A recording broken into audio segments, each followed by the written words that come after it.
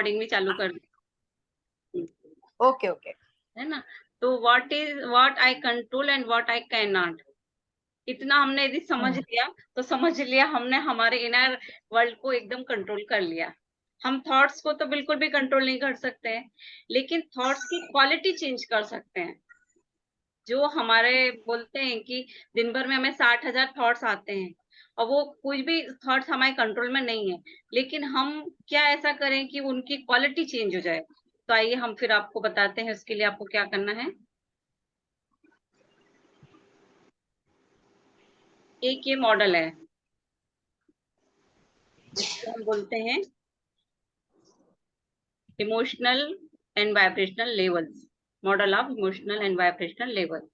इसमें क्या होता है, जनरली हम ये इसके लेवल है, जीरो लेवल है, लोअर है, फिर मिडल में आएंगे, फिर हायर में और फिर हाईएस्ट में। तो जब अपन लोअर में रहते हैं, लो जीरो लेवल पे रहते हैं, तो कहाँ मतलब हम उस समय किस चीज को जीरो लेवल बोल रहे हैं, एटलीस्ट वो समझ में आना चाहिए। तो मान लीजिए हाँ, जैसे कि हमारे पास्ट में हमसे कोई गलती हुई, तो हम क्या बोलेंगे, हो गई तो हो गई, सो व्हाट। पर हम उतना बोल के खत्म नहीं करते, हम उसको गिल्ट के फॉर्म में रखते, अरे मेरे से हो गई। मान लीजिए मेरे से ना पहले दूध बहुत उफनता था, तो एक दिन क्या हुआ कि कोई ये था, फेस्टिवल था, तो हम लोग आंगन में वो पूरा वो भाई दूज रहती ना, उसका सारा पूजा की तैयारी बाहर कर रहे थे। और यहाँ मैंने गैस रख दिया, मम्मी के यहाँ थी, और करीब 1-1.5 लीटर दूध था, पूरा नीचे आ गया। और उतना वो मतलब लगना भी चाहिए कि इतना नुकसान हुआ, मगर उसको मैं बार बार बोलती थी, अरे क्या हुआ, क्यों हुआ, क्यों हुआ, क्यों हुआ। और इवन आज के डेट में मैंने दूध बॉयल करना भी बंद कर दिया, इतना वो अपने आप को अफसोस कर करके। तो ऐसे हम बहुत, ये छोटा सा मैंने एक उदाहरण बताया, ऐसे बहुत सारी चीजें ऐसी होती हैं, पर हम ये नहीं सोचते कि उस समय के लिए वो ठीक था। हमने क्या मान लिया कि क्यों हुआ, लेकिन हमें ये मान लेना था कि हाँ भाई हो गया, तो अब नेक्स्ट टाइम के लिए हमको लर्निंग लेना है और आगे बढ़ना है। और उस गिल्ट की वजह से हम कभी कभी वर्दीनेस हो जाते हैं, मतलब हमें पावर भी नहीं रहती है कि ये सब क्यों हुआ, ऐसे चलता रहता है। नेक्स्ट आता है हमारा रेज। जो ये गिल्ट रहता है ना, ये अंदर ही अंदर हमारे मन में एक तूफान चलाता है, और ये इतना भयानक होता है ना कि जिसको हम अर्थ के कहते हैं, दिखने जो बिना दिखने वाली सुनामी आपके मन में चल रही है। अब मैं यदि यहाँ मन शब्द बोल रही हूँ, तो आप समझ लेना कि सबकॉन्शियस माइंड की बात कर रहे हैं, क्योंकि सबकॉन्शियस माइंड का वर्ड बोलने में थोड़ा सा कंफ्यूजन हो जाता है।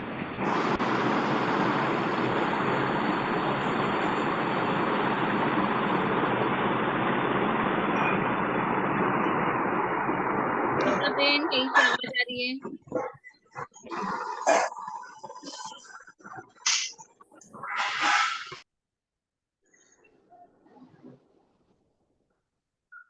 प्लीज आप लोग आपके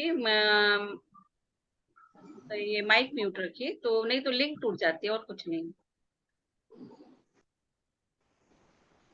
हाँ, तो हम बता रहे थे आपको कि हम जब रेज में रहते हैं तो एक तूफान मन में चलता रहता है, और वो तूफान समाप्त नहीं होता है, और हम नेक्स्ट लेवल पे आ जाते हैं, जिसको हम बोलते हैं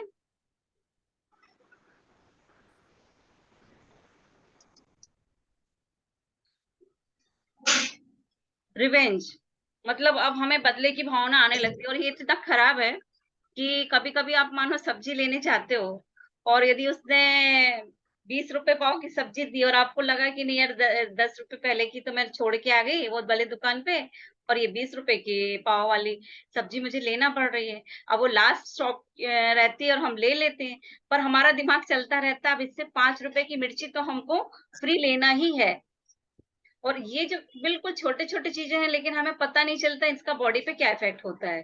और हम वो 5 रुपए की जब तक मिर्ची नहीं लेंगे ना, तो हमारा मन में वो चलता ही रहेगा कि, और वो बहुत खतरनाक है। तो रिवेंज कहते हैं। ऐसे एंगर है, जब किसी के प्रति हमारे मन में बहुत दिनों तक बदले की भावना आती है, तो वो काय में बदल जाती है, एंगर में। और एंगर तो आप बोलो कि जैसे हमने पहले भी बताया, ये फियर और एंगर, ये दो सबसे ज्यादा डैमेजिंग फैक्टर है। सबसे ज्यादा। और एंगर के ही सारे और दूसरे सब क्लास कह लो आप नीचे की उनके, की एंगर के ही सब रूप हैं। इरिटेशन हो गया, फ्रस्ट्रेशन हो गया, है ना। तो एंगर बहुत खतरनाक है। इसलिए इसके लिए कल भी मैंने किसको एक काउंसलिंग किया था, जब बताया उनको कि जब भी आपको किसी भी चीज पे आ रहा है गुस्सा, तुरंत यदि उस व्यक्ति पे आप नहीं निकाल सकते हो ना, कोई बात नहीं, लेकिन आपका आईना आपके सामने है, आप मिरर के सामने जाओ और पूरा अपना आउटबर्स्ट करो।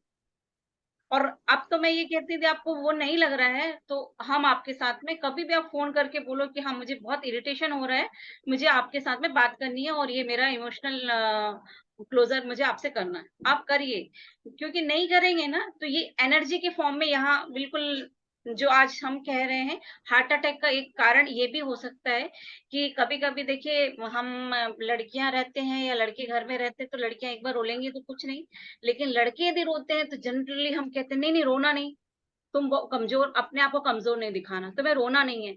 बट आपको मालूम है उससे हो क्या रहा है? हमने वहां तो उनको बोल दिया कि बाबा रो मत, लेकिन उन्हें अपने दिल में जो छुपा लिया ना दर्द, वो फिर किस रूप में, वाल्केनो के रूप में फटता है। क्योंकि वो एनर्जी थी ना, और एनर्जी यदि मोशन के रूप में नहीं आती, इसीलिए हम बोलते हैं इमोशन।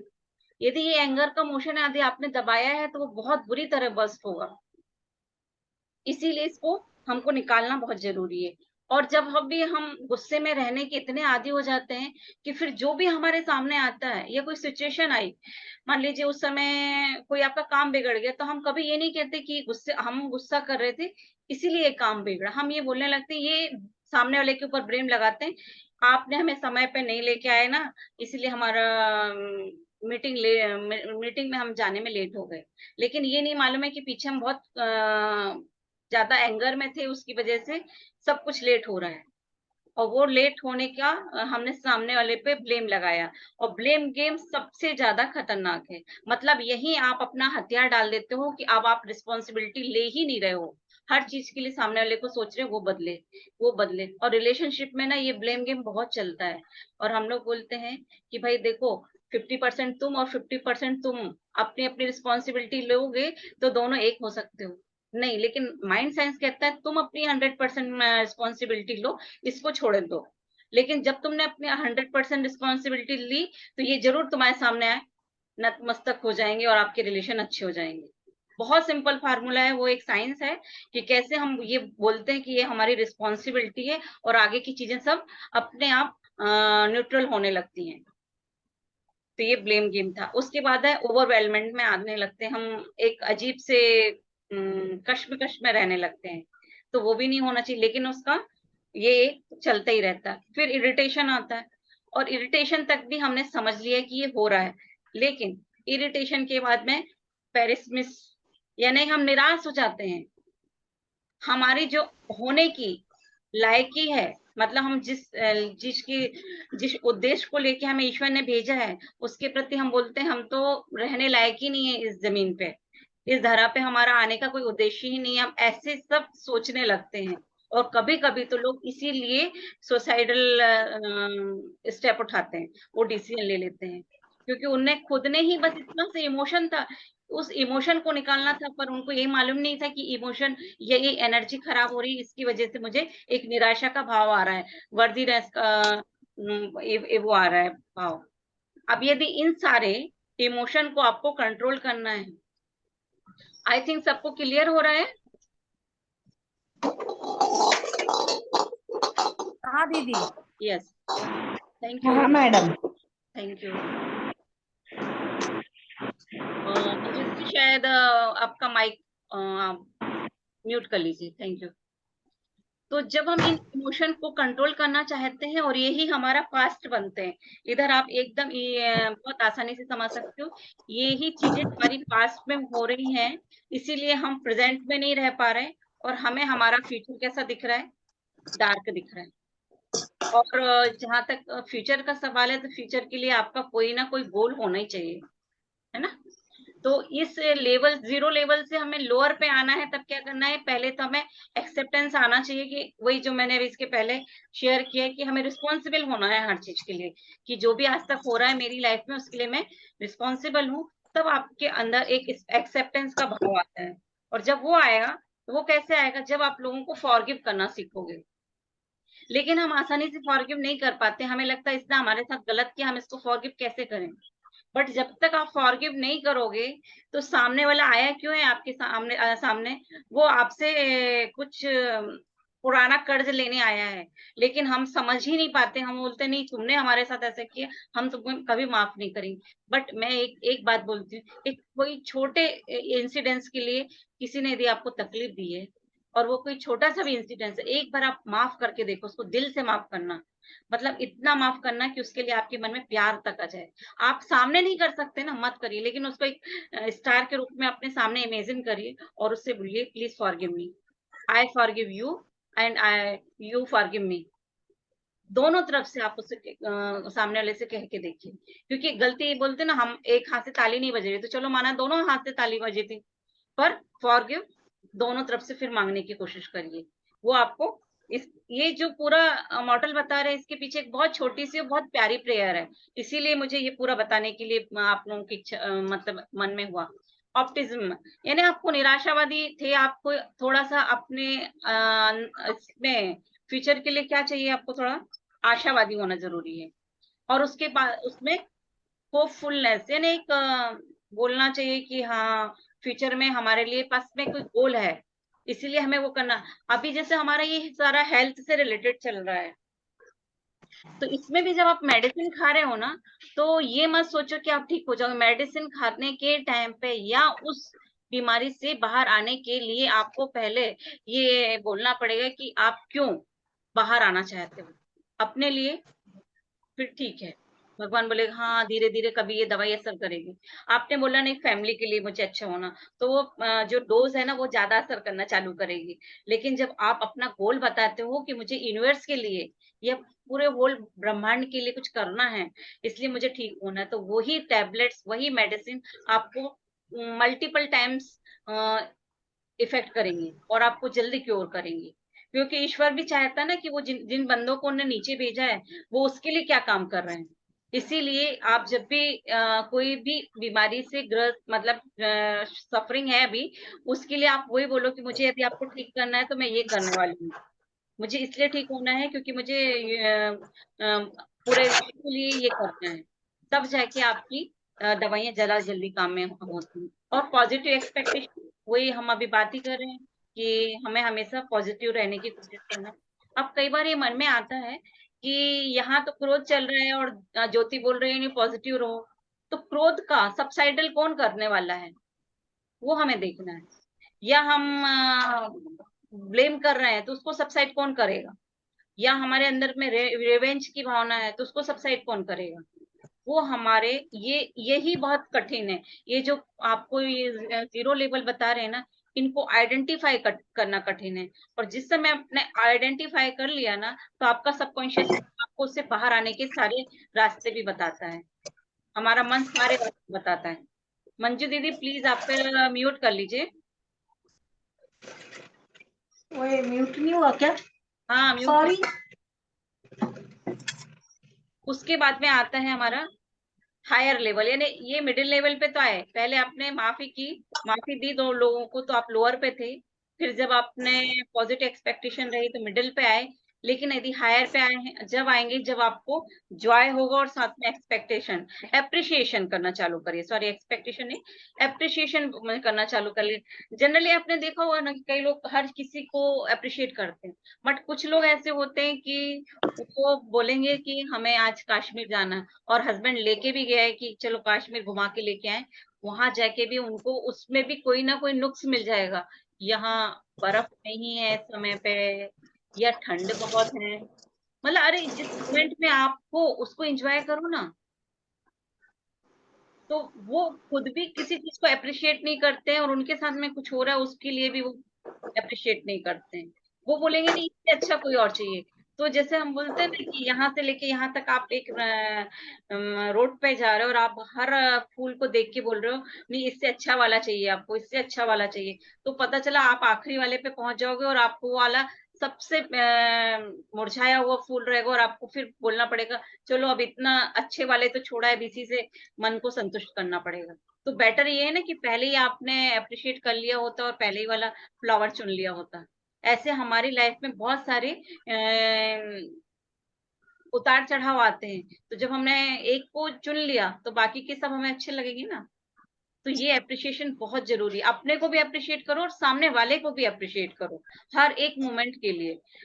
आज किसी ने एक भावना दीदी ने डाला है शायद कि नीलम नीलम दीदी ने डाला था ना कि जब डोपामिन कब रिलीज होता है, जबकि आप अपने आप को रिवार्ड देते हो। रिवार्ड का मतलब है कि जैसे मैं सेशन करके उठूंगी तो मैं अपने आप को टैप करूंगी, वाह यार ज्योति आज तुमने बहुत अच्छा सेशन दिया। दुनिया तो बोलेगी बट पहले आपको भी बोलना जरूरी है। तो ये रिवॉर्ड क्या निकालता है आपको? फ्री का केमिकल, डोपामिन की टेबलेट्स लेने से अच्छा है ना खुद ही रिवॉर्ड निकाल दो, रिवॉर्ड दे दो अपने आप को। मंजू दीदी प्लीज आपका म्यूट नहीं हुआ है। ओ सॉरी, कैसे करूं मैं तो यही नहीं समझ।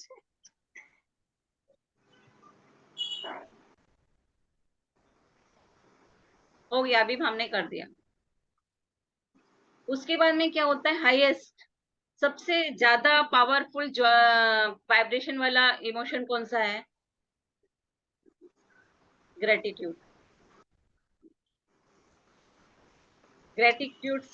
ग्रेटिट्यूड यानी आपको थैंक यू बोलना है हर किसी चीज के लिए, चाहे वो कैसी भी थी, कुछ भी थी। जो मतलब हम लोग बोलते हैं कि सुबह उठ के आपको 10 ऐसी चीजें रैंडमली याद करना है कि जिससे आपको लगे कि वो मेरे पास है, तो आप उसको धन्यवाद दे रहे हो। चाहे आप उठते हो, उठते साथ बेड को बोलो थैंक यू, या फिर आपको किसी ने पानी दिया, ग्लास पानी भर के दिया ग्लास में, तो आप उसके लिए थैंक यू बोलो, पानी के लिए थैंक यू बोलो। जितनी भी चीजें आप सामने अपने यूज कर रहे हो उसको ग्रेटिट्यूड देना चालू करो।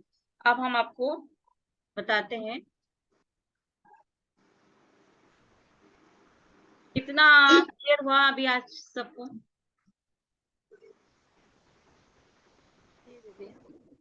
जब आप इस वाइब्रेशनल मॉडल को समझते हो ना, तो फिर जो मैं अभी प्रेयर बता रही हूँ आपको वो क्लियर समझ में आएगी कि उसको करने से क्या फायदा। क्योंकि वो हम लोगों को पहले तो एक ऐसे रैंडमली बोलते थे, लेकिन जब एक डॉक्टर ने कहा कि ये प्रेयर ही आपकी हर प्रकार की हीलिंग करने वाली है, तो फिर क्यों पीछे हटना उसको लेने से। तो फिर हमने भी अपने ऊपर अप्लाई किया वो।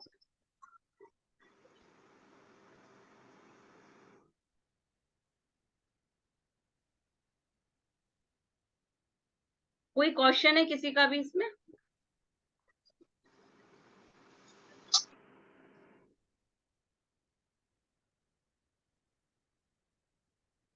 हमारी मीटिंग अभी एंड होने वाली है, 10-10 मिनट्स है। एक छोटा सा और मैं जब तक आपको ये बताती हूँ कि इसके पीछे हम लोग बोलते हैं, जैसे अभी हमने आपको क्या बताया कि आपने फॉरगिवनेस भी करना है और थैंक यू भी बोलना है और अप्रिशिएट भी करना है, जॉयफुल में भी रहना है। ये सब मिला के एक प्रेयर बनती है जिसमें 4 फ्रेजेस हैं। वो प्रेयर कौन सी है वो आप चाहिए तो आप लोग स्क्रीनशॉट ले सकते हो उसका।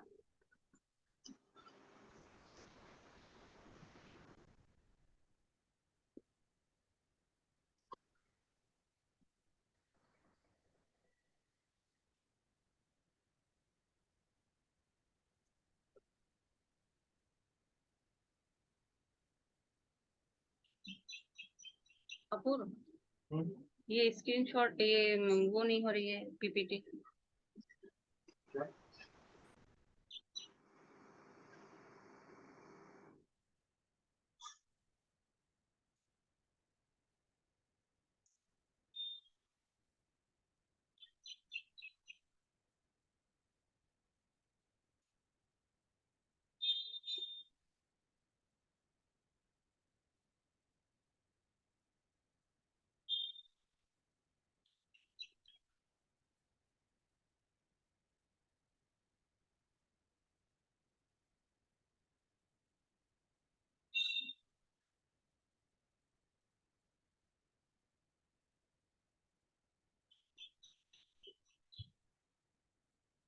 तो ये पीपीटी में ये वाला क्लींजिंग प्रेयर के नाम से एक ये दिख रहा है।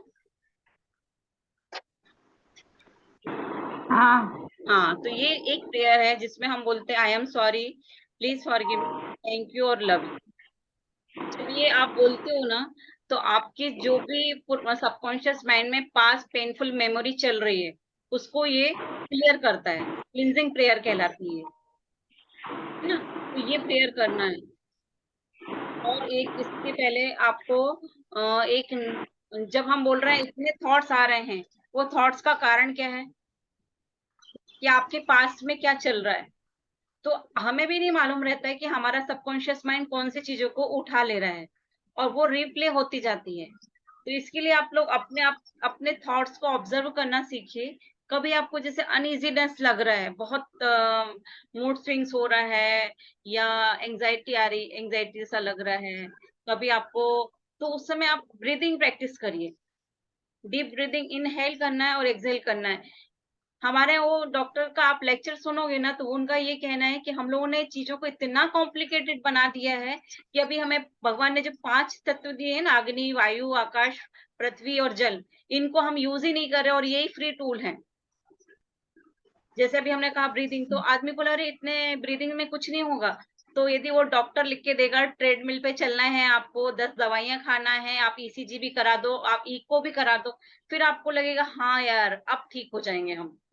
इतना कॉम्प्लिकेटेड हमें अपनी लाइफ को बना दिया है कि जब तक हमें बहुत कोई कठिन चीज नहीं बताता है, तो लगता है नहीं इजी चीजों से कुछ नहीं होने वाला है। लेकिन हम ध्यान ही नहीं रखते हैं अपना, कि जब हमें मान लीजिए आज मैं अपने नोट्स बना रही हूँ, और नोट्स बनाते समय मुझे थोड़ा सा इजीनेस अनइजीनेस लग रहा है, तो मैं तुरंत अपना वो काम छोड़ के और वही 2 मिनट निकाल के अपना डीप ब्रीदिंग का काम करूंगी। Inhale exhale, deeply inhale, hold और एक्सहेल, या फिर हाफ ब्रीदिंग भी कर सकते हो, कि डीप इनहेल किया और होल्ड करने के बाद में जोर से मुंह से आवाज निकाली। तो ये जो ब्रीदिंग प्रैक्टिस है, इसमें आपके 2 एलिमेंट यूज हो रहे हैं, एक तो एयर और दूसरा वाटर। उसकी वजह से हमको रिलैक्स महसूस होता है। लेकिन होता क्या है ना, कि जब हम अपने काम में इतने बिजी रहते हैं, तो हमें लगता है यार ये 2 मिनट हम बाद में कर लेंगे। तब तक वो जो एंजाइटी का एक पैटर्न आपके माइंड में चल रहा है, वो बहुत अच्छे से स्ट्रांग हो जाता है। और फिर जब हम बाद में करने रखते हैं, बाद में करने बैठते हैं, तो हमें ज्यादा मेहनत भी करनी पड़ती है, और फिर मन होता है यदि हो नहीं रहा है इससे, तो ये तो गलती है, इससे नहीं होने वाला कुछ। लेकिन जिस समय हो रहा है, किसी भी व्यक्ति के लिए 2 मिनट कहीं पे भी निकालना कठिन नहीं है। आपको हाफ ब्रीदिंग नहीं करना है, तो सिर्फ डीप इनहेल करिए, होल्ड करिए, एक्सहेल करिए, नॉर्मली एक्सहेल करिए, मुंह से नहीं। नहीं भी करेंगे तो चलेगा, लेकिन ये फर्स्ट है। और दूसरा नाव में रहने के लिए ये है कि जब आप आपके पास के किसी चीज को काटना चाहते हो, नाव में रह रहे हो, मानो कि मैंने ये पेन है सामने, आप लोग के पास भी यदि कोई चीज हो ऐसे सामने हाथ में रहने वाली, तो उसको लीजिए और उसमें 4 चीजें देखिए कि उसका कलर क्या है, उसका टच क्या है, उसमें यूनिकनेस क्या है, और वो क्यों, मुझे क्यों अच्छा लग रहा है। ये 4-5 चीजें देखेंगे ना आप, तो आपको लगेगा कि वो आप नाव में आ गए हो। जैसे अभी मैंने ये पेन लिया, और मैं बोली अरे वाह यार कितना सुंदर पिंक कलर का पेन है, इसका रिफिल बहुत अच्छा है, कलर अच्छा है, रिफिल का भी बहुत अच्छा कलर है, और इसका टच बहुत अच्छा है। जब ये आपने 4-5 चीजें की, और ये मुझे ही अच्छा लगता है, मुझसे इस पेन से लिखने में राइटिंग बहुत अच्छी आती है, ये सिर्फ आपको इतना ही तो करना था, तो आप नाव में आ गए। मतलब जब आप करके देखोगे ना, जिस भी चीज से आप सामने आपके है, और आपको यदि अनइजीनेस लग रहा है, तो जिस चीज के आप सामने हो, या आप जिसको देख रहे हो, जिसको सुन रहे हो, जिसके बारे में बात कर रहे हो, और जिसको यदि मान लो सामने कोई चीज है, उसको आप टच कर सकते हो, उसको टच कर रहे हो, तो ऐसे करो कि जैसे आप पहली बार कर रहे हो। बस इतना ही करके देखो, और आप कल, आज से कल तक में मुझे अंतर बताओगे कि कितनी देर आप अपने आप को पास से काट के रखे थे। क्योंकि आपको एंजाइटी का कारण है, आपने पुराना कुछ रिलीव करा है, और उसका आप आपके मन में चल रहा है, इसलिए आपको उसका पता भी नहीं चल रहा कि ये हो रहा है। लेकिन जब आप ऐसे करोगे ना छोटी छोटी चीजों को, सिर्फ एक्सेप्शन है कि मोबाइल के साथ में ये वाली क्रिया नहीं करनी है, क्योंकि इसमें बहुत सारे वो आएंगे कि ये आपको कहीं मैसेज आ गया तो आप उसको मैसेज देखने में लगोगे, वैसा नहीं करना है। कोई बुक है, मान लीजिए आपके पास कोई बुक है, इसको टच करके देखिए, इसका सरफेस कैसा है, स्मूथ है, रफ है, ये कितनी मोटी है, इसका कलर क्या है, और ये मुझे क्यों अच्छी लगती है, क्योंकि मैं इसमें अपने सारे नोट्स लिख के रख रही हूँ। ऐसे जब आप करोगे ना, तो आप नाव में आओगे, और इसको दिन में 2 बार 3 बार करने में क्या बुराई है।